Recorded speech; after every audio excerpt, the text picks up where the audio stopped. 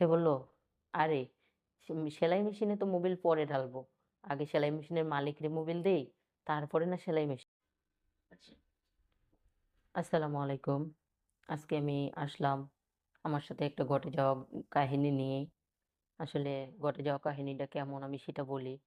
আমি নতুন টেলার্সে কাজ শিখি। তা আমি নতুন একজন দর্জি। আমার অনেক স্বপ্ন ছিল। আমি নিজে জামাকাপড় বানাবো।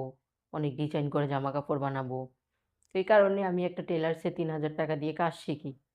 কিন্তু ওই টেলার্সে আমি কাজ শিখতে পারি না। ১৫ দিন কাজ শেখার পরে ওরা ওইখান থেকে পালিয়ে যায়। তো আমি ওখানে আর কাজ শিখতে পারি না। আমার টাকাটাই মার যায়। তো আমার স্বামীকে আমি বলে একটা সেলাই মেশিন কিনছি। আমার অনেক স্বপ্ন ছিল আমি কাজ করব, অনেক সুন্দর, সুন্দর জামাকাপড় বানাবো। এই কারণে আমার স্বামী আমাকে একটা সেলাই মেশিন কিনে দেয়। তো আমি কাজ শিখি নাই, আমি সেলাই মেশিন দিয়ে কি করব? তো টুকটাক করে পরে অন্য আরেকটা দোকানে আমার স্বামী আমাকে কাজ শেখানোর জন্যে ওখানে টাকা দিল। তো ওইখানেও আমি কাজ শিখতেছি। ওখানে আমি মোটামুটি হাতের কাজ শিখছি, ব্লাউজ কাটা শিখছি, মানে ভালো, ভালো কাজগুলা শিখছি। তো শিখার পরে আমি বাসায় আসি। বাসায় আসার পরে আমার নিজের মেশিনে আমি প্র্যাকটিস করি। কেমন কাজ শিখলাম, কেমন হলো না হলো। এগুলো আমি আমার বাসায় আসলে আমি নিজে, নিজে হয়তোবা কখনো পেপার দিয়ে, কখনো পুরানো ওড়না দিয়ে এভাবে আমি কাজগুলো আরকি তাড়াতাড়ি শেখার জন্যে যথেষ্ট চেষ্টা করি। কিন্তু আসলে আমার তো মেশিন সম্পর্কে আইডিয়া নেই। যে মেশিনে কিভাবে অ্যা কোনে কি সমস্যা হয়। তো এটা আমি বুঝতাম না।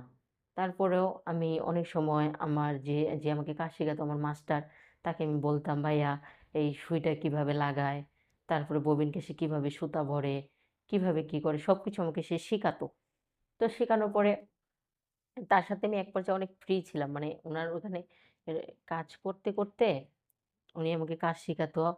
তো যে কাজ শিখায় সে তো হলো গুরু। তাকে আমি অনেক সম্মান করতাম। আমি শ্রদ্ধা করতাম বড় ভাই হিসাবে। তো এই কারণে আমি তার সাথে এক এক পর্যায়ে একটু ফ্রি টাইপের ছিলাম। তো সে মাঝে, মাঝে আমাদের বাসায় আসতো। তারপরে আমি আবার রান্না করে তার জন্য নিয়ে যেতাম। মানে সেও আবার মাঝে, মাঝে আমার জন্যে মজা-টজা নিয়ে আসতো। আমরা ভাই-বোনের মতো ফ্রি ছিলাম। তো আসলে মানুষের সাথে কথাই বলে না যে রক্তের সম্পর্ক ছাড়া মানুষকে বিশ্বাস করতে নেই। আসলে আজকালকার রক্তের সম্পর্কই বেইমানি করে আর অন্য মানুষ। সে তো আমার রক্তের ভাই না। কিন্তু ভাই বলে তাকে আমি সম্মান করি। কিন্তু সেই সম্মানটা সে রাখেনি। সে লাস্ট পর্যায়ে আমাকে আমার সাথে সে এ জ্বর তো যাই হোক কিভাবে করলো সেইটাই বলব। তো এরপরে আমি যাই কিছু রান্না করতাম ভালো-মন্দ বা তার কি পছন্দ আমি তাকে রান্না করে দিতাম। কারণ দিতাম কি কারণে জানেন? আমি সেটাও বলি যে স্বার্থ ছাড়া আসলে মানুষ নেই। সেটা আপনি হন, আমি হন সবাই। আমিও স্বার্থর জন্যে তাকে আমি এত শ্রদ্ধা করতাম। যে আমার সাধ্য একটাই ছিল যে আমি তার কাছ থেকে তাড়াতাড়ি কাজ শিখব। তাকে যদি আমি একটু ভালোবাসা দেই, ভালোবাসা বলতে তাকে যদি একটু আমি সম্মান করি, তার ভালো-মন্দটা যদি আমি একটু বুঝি তাহলে সে আমাকে হয়তোবা তাড়াতাড়ি কাজ শিখাবে গুরুত্ব দিয়ে। আমি এই কারণে অ্যা যা কিছুই করতাম মানে মন থেকে করতাম। তো তারপরে সে আমাকে কাজ শিখালো। অনেক কাজ শিখে গেছি আমি। তো শিখে যাওয়ার পরে আমার কাজ সম্পর্কে ভালো আইডিয়া হয়ে গেছে। তো পরে আমাকে বলল যে, "যাই হোক তুমি তো এখন মোটামুটি কাজ পারো। আর তোমার ৩ মাসের জন্য তুমি কাজ ৩ মাসের কন্ট্রাক্টে কাজ শিখাবে সে।" তো বলল যে, "অলরেডি তোমার ২.৫ মাস হয়ে গেছে। আর তো আছে মাত্র ১৫ দিন। তো এই ১৫ দিন পরে তুমি কি বাসায় কাজকাম করবা না কোনো দোকান-টোকান দিবা?" আমি বললাম যে, "এখন তো আমি দোকান দিতে পারব না। কারণ আমি এখনো ফুললি কাজ শিখিনি। আমার এখনো ভালো করে অনেক কিছু জানার আছে, বোঝার আছে। একটা দোকান যদি আমি দেই তাহলে এখানে অনেক টাকা খরচ হবে। তো ভালো-মন্দ না বুঝে তো আর এত বড় সিদ্ধান্ত নেওয়া যাবে না।" তো পরে ভাইয়া বলল যে, "সমস্যা নেই। তুমি যদি চাও আমার এখানে কাজ করতে পারো। আমার এখানে কাজ করলে দেখা যাচ্ছে যে তোমার কাজের অভিজ্ঞতাটাও ভালো হবে। তারপরে তুমি আমার আশেপাশেই থাকলা।" আমি বললাম, "আচ্ছা ভাইয়া সমস্যা নেই।" তো এরপরে আমি রাত্রেবেলা বাসায় আসি।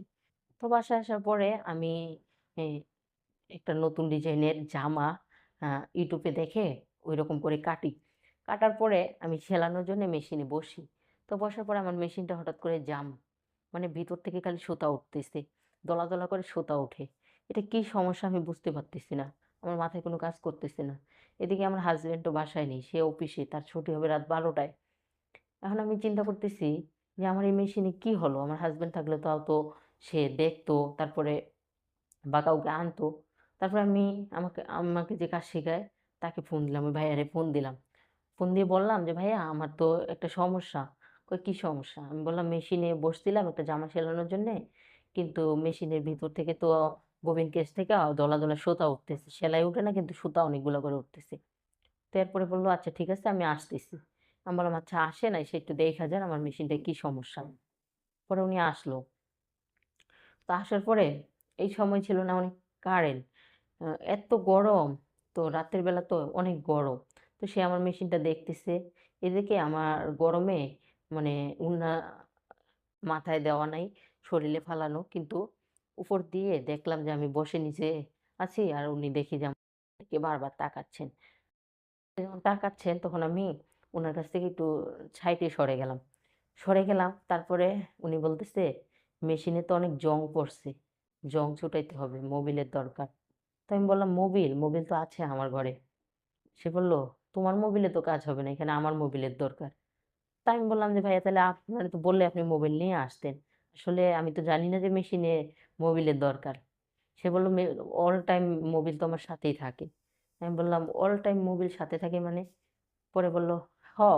তাহলে আমি বললাম যে, "তো মোবিল সাথে থাকলে তো সমস্যাই নেই। তাহলে তো মেশিন ঠিক হয়ে যাবে।" সে বলল, "হ ঠিক হয়ে যাবে। একবারে ইজি পানির মতো চলবে।" পরে আমি বললাম, "তাহলে ঠিক আছে ভাইয়া। আপনি তাহলে কাজ করেন, মেশিনটা ঠিক করেন।" সে আস্তে, আস্তে আমার দিকে আগায় আসলো। আগায় আসার পরে আমারে বলতেছে, "আমার যে মোবিল, এই মোবিলের অনেক পাওয়ার। আর এই পাওয়ার একবার যদি জায়গা মতো পড়ে, তাহলে একবারে পানির মতো ক্লিয়ার হয়ে যায়।" তো আমি বললাম, "এগুলো কি বলতেছেন আপনি? আপনার মোবিল মানে?" তা আপনি আমার দিকে আগায় আসতেছেন কে?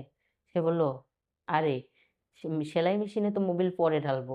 আগে সেলাই মেশিনের মালিকরে, তারপরে না সেলাই মেশিন।" আমি বললাম, "ভাইয়া এগুলো কি বলতেছেন?"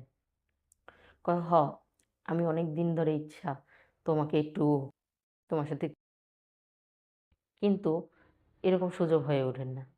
আজকে যেহেতু তোমার স্বামী ১২ টায় আসবে, তুমি তো আমার দোকানে থাকতেই বলছো ১২ টায় আসবে। তো এই সুযোগে আমি একটু মোবিল দিয়ে যাই।" আমি বললাম, "আপনার মোবিল আমার দরকার নেই।" পরে বলে, "তোমার দরকার নেই, কিন্তু আমার তো দরকার আছে।" আরে আমি গুরু, তুমি শিষ্য। আমার গুরুরে যদি আমি ভালো করে ট্রেনিং না দেই, আমার গুরু তো ভবিষ্যতে কাজে গিয়ে ফেল করব। তখন তো আমারই বদনাম হইব। আমি বললাম, "দেখেন, আপনি আমার কাজের ক্ষেত্রে গুরু। কিন্তু আপনি যেটা করতে চাইতেছেন এটা দরকার। এটা সম্ভব না।" সে বলল, "কেন সম্ভব না?" "আচ্ছা, তোমার কি ইচ্ছে করে না যে অন্য একটা পুরুষের ছোঁয়া নিতে? তোমার কি ইচ্ছে করে না অন্য একটা পুরুষের আদর নিতে?" আমি বললাম, "না, কারণ আমার স্বামী আছে। আমার স্বামী থাকতে আমি অন্য পুরুষের আদর আর সঙ্গ নিতে যাবোই বা কেন?" সে বলল, "দেখো, ঘরের জিনিস প্রতিদিন খাইতে কিন্তু স্বাদ লাগে না। এক তরকারি আর কতদিন খাইবা তুমি, হ্যাঁ? একটু চেঞ্জ করে দেখো, স্বাদ কি বুঝবা?" তো আমি বললাম, "না, আমার স্বাদের দরকার নেই। আপনি আমার মেশিনটা ঠিক করে যদি দিতে না পারেন তাহলে আপনি চইলা যান। আর না হলে আপনি আমার এইসব বাজে ধরনের কথা বইলেন না।" পরে বলতেছে, "শোনো, তুমি না একটা বোকা, বুঝছো? এখনকার মেয়েরা স্বামী রেখে কত পরপুরুষের কাছে যায়। আর তুমি না কেমন খালি স্বামী ভক্ত। এত স্বামী ভক্ত হলে হয়? হ্যাঁ? স্বামী বাসায় নেই, এই সুযোগে তুমি তোমার কাজ তুমি হাসিল করো।" আমি বললাম, "আমার স্বামী যদি জানতে পারে তাহলে সর্বনাশ।" পরে বলল, "তোমার স্বামী জানবো কিভাবে? এখানে তুমি আর আমি ছাড়া কেউ নাই। আর তোমার স্বামী তোমারে অনেক বিশ্বাস করে। আমারে বিশ্বাস করে, আমি যদি তোমার ঘরে সারারাত শুয়ে থাকি তোমার স্বামী কিছুই বলবে না তোমারে। আর তুমি এই সুযোগটা হাতছাড়া করতে চাও?" তো আমি বললাম যে, "সুযোগে আপনি সদ্ব্যবহার করবেন তাই কি হবে?" পরে বলল, "বুঝছি, সোজা আঙ্গুলে ঘি উঠবে না, আঙ্গুল বাঁকাতে হবে।"